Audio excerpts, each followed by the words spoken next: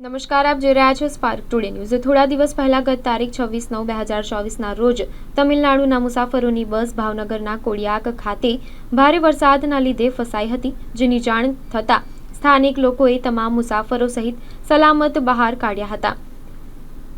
મહેબૂબભાઈ, રફીકભાઈ તથા હુસેનભાઈએ પોતાની જાનમાલની પરવા કર્યા વગર તમામ મુસાફરોને સહી સલામત બસમાંથી બહાર કાઢ્યા હતા, જેને લઈને આજે તળાજા ખાતે સિપાઈ જમાતની વાડીમાં હિન્દુ સમાજના આગેવાન અને મુસ્લિમ સમાજના આગેવાનો દ્વારા ત્રણેય યુવાનોને સન્માન કરવામાં આવ્યું હતું। હિન્દુ તથા મુસ્લિમ સમાજના રાજકીય આગેવાનો ઉપસ્થિત રહ્યા હતા।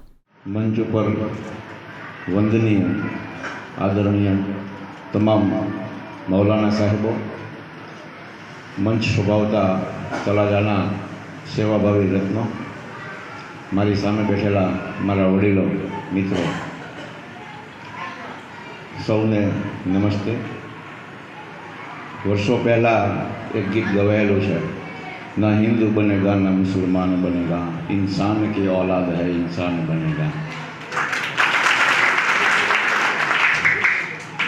કોઈ જાન કુદરતના ખોળે ધરી દે તો કોઈ માલ કુદરતના ખોળે ધરી દે, પણ કોળિયાકના એવા બંદાઓ છે અલ્લાહના કે જેણે પોતાનું નહીં, પોતાની જાન અને માલ બંને કુદરતના ખોળે ધરી દીધી અને 29 શિવ ભક્તોને જેમણે બચાવ્યા છે તેમને અને તેમના માતા પિતાને ખાસ વંદન અને અભિનંદન।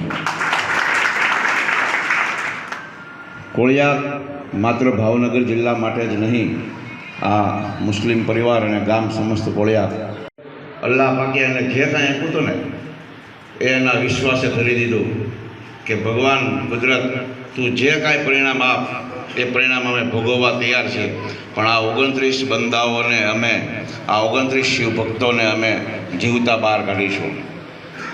ગુજરાતનું સમગ્ર તંત્ર